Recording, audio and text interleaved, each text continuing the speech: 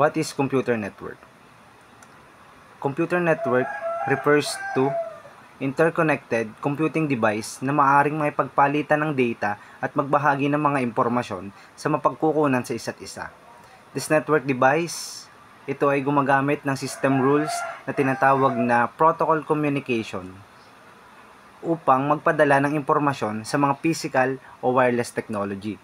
Saan nga ba nagmula ang computer network? Ang computer network ay binuo sa buong sibilisasyon ng tao na ang sistema ng supply ng tubig na sinaunang Roma ang pinakaunang halimbawa. Nagbabahagi sila ng mga karakteristik sa mga electric network tulad ng mga pagkukunang pang-impormasyon, nakahawig ng mga power plant, mga channel communication, nakatulad ng mga high voltage transmission lines, at mga access network na tulad ng mga conversion facilities. Nagsimula ang computer network sa malalaki at mabibigat na computer na idinisenyo para sa mga privileged individual noong 1950s. Parehong electric at computer networks ay mayroong client terminals and user workstations at domestic electric appliances. First, computer network: packet switching, burst traffic, wide area network, transmission network, at iba pa. Packet switching ay unang ginamit noong 1969 at decommissioned noong 1989. First, wide area networks once. In contrast, it was already clear that connecting computers that were apart was necessary. Everything began when a simpler problem providing access to a computer from distant terminals hundreds or even thousands of kilometers apart was solved. Telephone lines were utilized to link terminals to computers using modems. These networks made it possible for numerous remote users to use the shared resource of connections between computers had been introduced in addition to connections between terminals and computers. Data interchange in automatic made, which is essentially the fundamentals working principle of any computer network, became possible thanks to computer. The original network designer provided services for live sharing, database synchronization, email, and other network functions that are now taken for granted. Wide area network once were the first to appear. Historically, even computers spread across different towns of countries were connected to by once. Many concepts essentially to contemporary computer networks were introduced and developed during the creation of ones, including these three: multiplayer communications protocol architecture, switching mechanism for packets, and routing of packets in heterogeneous networks. Next is local area network. A LAN connects to computers over a relatively short distance, allowing them to share data, files, and resources. A local area network is a group of computers and peripheral devices that share a common communication line or wireless link to a server within a distinct geographic area. A local area may serve as few as 2 or 3 users in a home office or thousands of users in a corporation's central office. Home Wi-Fi networks and small business networks are common examples of LANs. And network topologies define how LAN devices are connected and how data is transmitted from one node to another. The most common topologies are star, ring, mesh, bus, and tree. That's the topologies. And from an architectural standpoint, a LAN can be considered 18 peer-to-peer or client-server.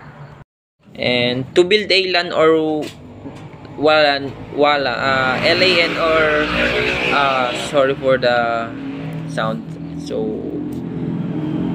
noisy here, so sorry about that.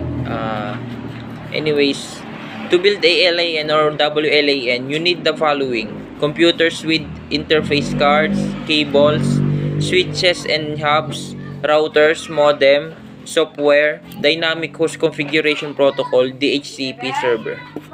Next is wireless local area network. It is a network that allows devices to connect and communicate wirelessly in contrast to a traditional wired LAN, where devices communicate via Ethernet cables, while devices communicate via Wi-Fi.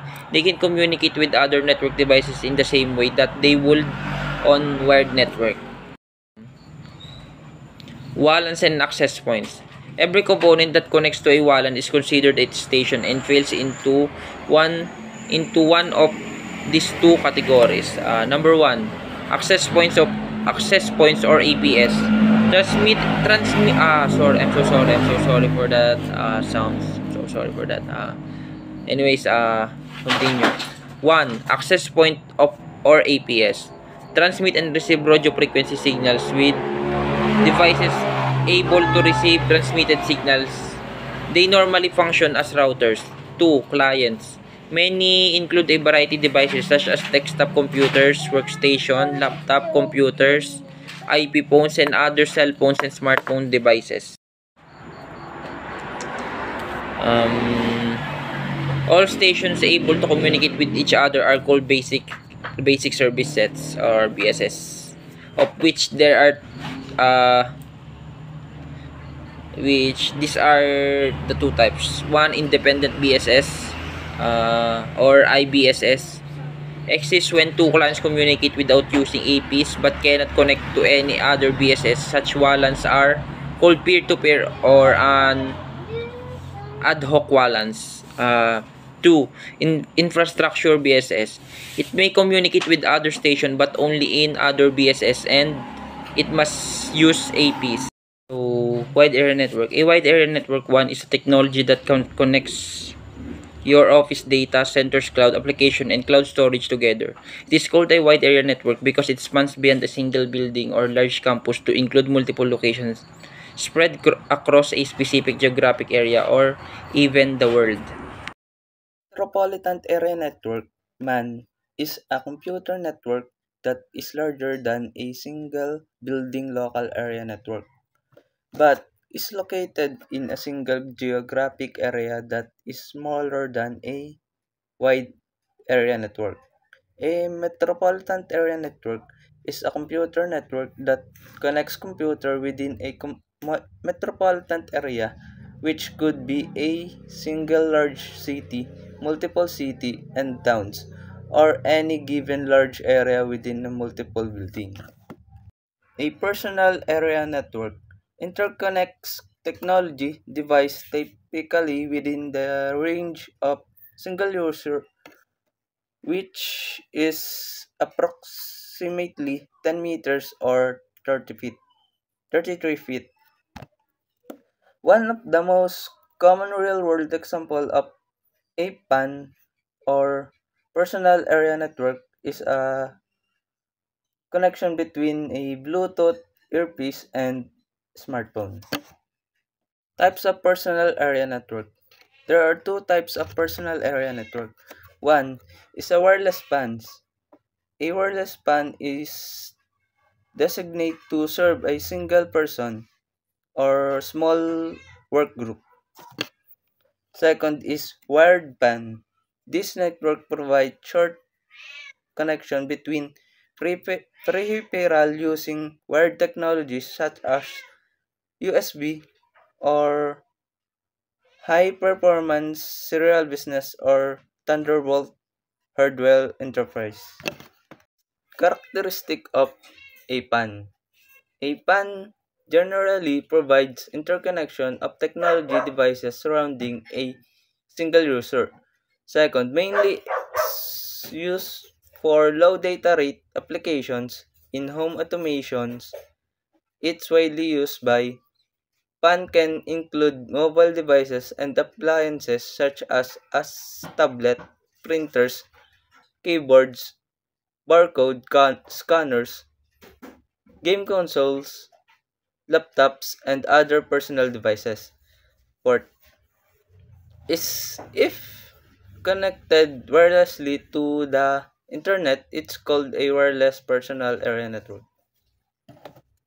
Storage area network. A storage area network, now easy, and is a special high-speed network that store and provide access to large amount of data basically with us, and this is a tinted dedicated network that used for storage. This network consists of multiple disgrace switch and servers. One of the main reasons of using a SAN is because SANs are not affected by network tariff such as a bottleneck that can happen in a local area network. And as because SCAN are really part of a local area network is a partition of its network all by itself. How a SAN works. A SAN is essentially a network that is intended to connect servers with storage. The goal of any SAN is to take storage out of individual server and locate the storage collectively where storage resource can be centrally managed and protected. SAN fabric, architecture, and operation. The core of a SAN is a fabric. The scalable, high-performance network that interconnects hosts, server, and storage devices or subsystem. The design of the fabric is directly response for the SAN's reliability and complexity. Standing SAN switches. The SAN switch is the focal point of any SANs. As with most network switches, the SAN switch receives a data packet determines the source of destination of the packet and then forward that packet to the intended destination device. Alternative SAN approaches. Although SAN technology has been available for decades, there are several enhancements and dedicated improvements reshaping SAN design and development. These alternatives include virtual SAN, unified SAN, coverage SAN, and hypercoverage infrastructure. Virtual SAN. Virtualization technology was a natural for the SAN, comprising both storage and storage network resources to add flexibility and scalability to the underlying physical SANs. A virtual SANs, denoted with a capital V in VSAN, is a form of isolation reminiscent of traditional SAN zoning, which essentially use virtualization to create one or more logical partition or segment with the physical scan. Tradition V SANs can employ such as isolation to manage SANs network traffic, enhance performance, and improve security. Unified SAN. A SAN is known for its support of block storage, which is typically for enterprise application. But if the object and other types of storage would traditionally demand a separate storage system, such as Network Attached Storage or NAS. For coverage infrastructure, the data center use of HCI has grown dramatically in recent years. HCI combines computer and storage resources into prepackaged modules, allowing modules, also called nodes, to be added as needed and managed through a single common utility. HCI employs virtualization, which abstract and pull all the storage resources.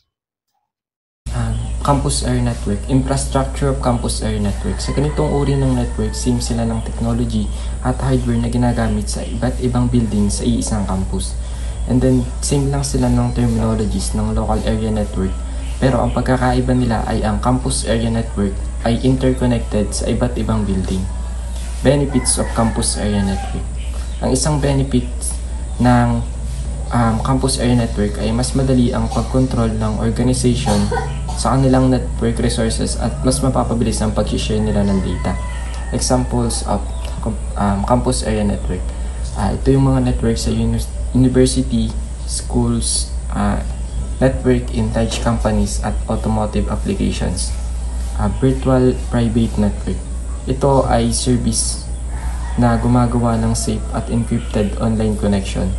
Ito ay ginagamit ng mga users para sa privacy at para maging anonymous sila online.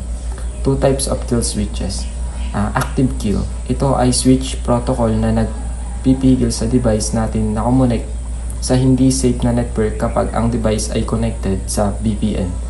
Passive kill. Ito yung mas secure na switch protocol. Ito yung pumipigil sa device na connect sa non-VPN connection kahit disconnected na sa VPN server. Benefits sa paggamit ng VPN. Pwede mong baguhin o itago ang IP address mo. Mabibigyan ka ng secure na connection. At ang mga challenges sa paggamit ng VPN, hindi lahat ng device ay supported o compatible sa VPN. Hindi sa lahat ng threat or problem ay protected ka dahil naka-VPN. Yung ibang VPN na mas secure at protected ay may bayad. At ang may chance na mas bumagal ang internet connection pag connected ka sa VPN. Ito yung mga types ng VPN. Remote Access VPN, Site-to-Site VPN, Mobile VPN, Hardware VPN, VPN Appliance, Dynamic Multi-Point Virtual Private Network, VPN Service, NordVPN, Private Internet Access VPN, Express VPN. Ang advantage ng computer network, ease of accessibility, flexibility, convenient resource sharing, connectivity, security, great storage capability, reduced cost. Disadvantage of computer network, lack of robustness, spread of computer virus, independent issue, lack of productivity, need an efficient handler, health issues, implementation, malware, and malware infection.